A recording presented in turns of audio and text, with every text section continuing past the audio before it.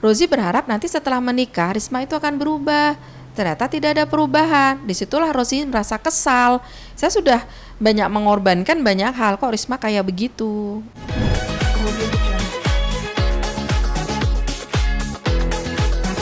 Kalau Bunda lihat ya kesimpulan dari semua video, Rozi itu merasa seperti diperangkap ya sama Risma. Karena dia merasa Risma, oke, tadi dulu deh, merasa terperangkap. Perlu jelasin. Ya, merasa apa? Dia merasa terperangkap dalam pernikahannya dengan Risma ya, karena dia sebenarnya nikah karena kepaksa, karena ya alasannya tadi ya merasa tersandra oleh cat-cat yang yang diancamkan kepadanya gitu. Dan dia berharap nanti setelah nikah Risma itu berubah. Ternyata tidak berubah.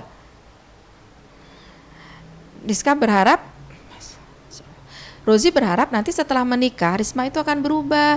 Ternyata tidak ada perubahan. Disitulah Rozi merasa kesal. Saya sudah banyak mengorbankan banyak hal, kok Risma kayak begitu.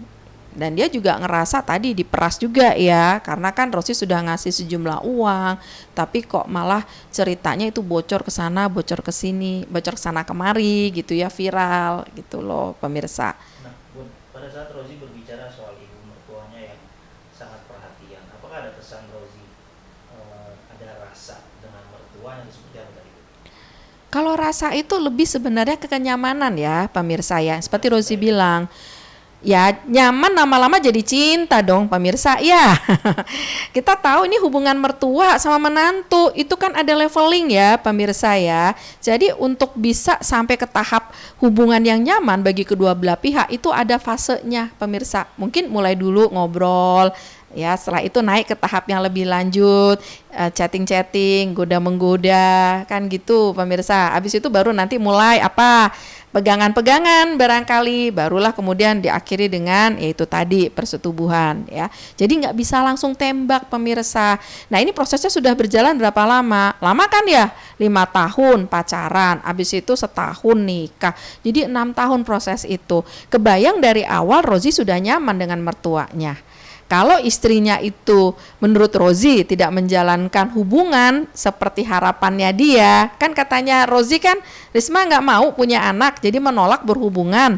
Ya sekarang siapa sih suami yang sudah nyaman dengan mertuanya, terus kemudian mertuanya juga mungkin ada sesuatu di situ, ya udah kelop lah, kayak tutup ketemu botol. Akhirnya terjadilah hal-hal yang tidak diharapkan. Ya namanya juga bukan cinta lagi, sudah kebutuhan kalau gitu ya pemirsa ya. Nah apakah kebutuhan ini yang terjadi? Ya wallahu alam, hanya tentu Rozi dengan ibu mertuanya yang tahu apa yang terjadi. Cuman kan tadi Bunda sudah analisis, agak aneh juga sih. Rozi itu bercerita ya dengan sangat tenang, tapi ternyata ketika dikonfrontasi lagi oleh pengacaranya, Rozi itu sempat nahan napas tuh lama. Ada apa kok nahan napas yang sangat lama? Kan berarti ada sesuatu di situ yang tidak ceritakan sebenarnya oleh Rozi. Ya mungkin tidak pantas atau apa ya, nggak ngerti lah, atau supaya tidak lebih ribut lagi, tapi pasti terjadi sesuatu di situ yang tidak layak, tidak pantas ya, sehingga Rozi itu merasa ya ada rasa bersalahnya juga di situ, ada rasa nyeselnya kenapa itu semua terjadi ya. Nah Bun, untuk Risma sendiri Bun, ketika tadi melihat gestur tubuh dan juga ekspresi wajah, mungkin Risma sendiri secara gamblang menceritakan kronologi begitu lancar mungkin tadi ya, tidak ada air mata. Nah ini kesannya apakah memang dia sudah melewati fase kesedihan itu makanya dia bercerita dengan lancar, sudah kuat menerima, apakah terlihat ada kebohongan, ada rasa tertekan, seperti apa? Nah ini justru yang menjadi pertanyaan dari Bunda ya, dan juga yang lain. Kenapa Risma bisa lancar sekali bercerita sesuatu yang sebenarnya aib, ya kan? Apa Risma jangan-jangan memang sudah tahu bakal terjadi ini semua, sudah nggak bisa mencegah? Artinya apa? Ketika Risma itu masuk ke dalam pernikahan, dia sudah mengantisipasi atau paham bahwa ini semua akan bakal terjadi cepat atau lambat. Sehingga yang terjadi adalah Risma ya sudah nyiapin mental, makanya ngomongnya bisa santai. Kemungkinan bisa seperti itu pemirsa ya jawabannya.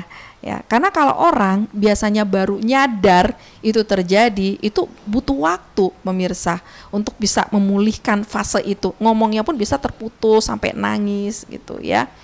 Nah, pada saat dia berbicara soal ibu, apakah ada kesan kebencian nggak sih Bu yang terlihat dari Risma kepada ibu?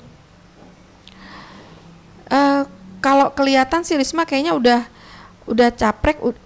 Risma kelihatan udah capek, udah pasrah. Mungkin karena merasa di posisi anak ya, nggak bisa ngasih tahu orang tuanya juga ya. Yang jadi pertanyaan Bunda juga, peran bapaknya gimana? Di situ kan ada bapaknya. Bapaknya kan harusnya sebagai suami ibunya ada upaya untuk mencegah jangan sampai mertuanya. Bapaknya sebagai mertua harusnya kan ada upaya untuk mencegah. Ini kan katanya Risma sendiri bilang bapaknya sebenarnya nggak setuju kan pemirsa. Jadi bapaknya sebenarnya juga udah ngerti. Nah, jangan-jangan Rismanya sendiri juga keras kepala, tetap ngotot untuk nikah. Jadi ibaratnya ini sebenarnya udah ada di ujung perangkap. Si anaknya satunya tetap ngotot, ya sudah kejadian lah sesuatu yang Risma sebenarnya sudah prediksi jauh sejak lama. Makanya udah nggak kaget, udah nggak ada nangisnya lagi di kamera ketika cerita sama Denny Sumargo ya. So, sedih sih sebenarnya dengar cerita ini. Udah tahu itu perjalanan ke sesuatu yang nggak bagus kok masih terus dilakukan ke sana dengan harapan berubah ya. Padahal ngubah orang kan nggak semudah itu pemirsa.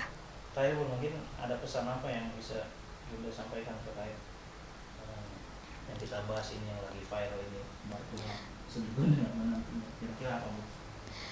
Ini kalau Bunda lihat semuanya kan nggak ada komunikasi yang baik ya.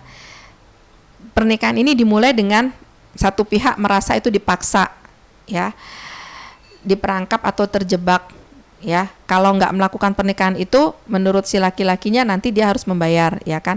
Di si perempuan juga di posisi sudah dipermalukan karena tadi ya mungkin omongan-omongan kan nggak enak ya pemirsa ya. Ya akhirnya memaksa si laki-laki supaya gimana ini jadi pernikahan. Itu malah akhirnya membuat skandal yang tidak diharapkan ya. Akhirnya dua-duanya sama-sama sakit hati. Jadi pemirsa ya kalau sudah tahu di situ ada api ya jangan didekatin. Kalau ada sesuatu yang tidak menyenangkan ya harus segera dipecahkan. Jangan dibiarin, harus ada komunikasi. Ya, harus dicegah ya. Kalau sudah terlanjur kayak gini ya dua-duanya akan sakit hati dan kita lihat di sini baik dari pihak si Risma maupun pihak Rosi banyak informasi-informasi itu yang belum keluar sepenuhnya. Ada hal-hal yang masih dipegang mungkin untuk kartu atau apanya. Kita lihat aja nanti ini ceritanya makin seru nih kalau berlanjut ya. Mudah-mudahan sih selesai ya. Aduh, dua-dua keluarga hancur gini, kasihan Bunda tuh paling nggak suka deh. Tolong pemirsa, kalau ada sesuatu terjadi aib jangan ngadu di media sosial. Itu pesan Bunda. Ya, karena kalau sudah masuk ke media sosial kasusnya makin sulit untuk dipecahkan, banyak persepsi, banyak omongan, makin banyak sakit hati di situ dan tidak menyelesaikan masalah ya.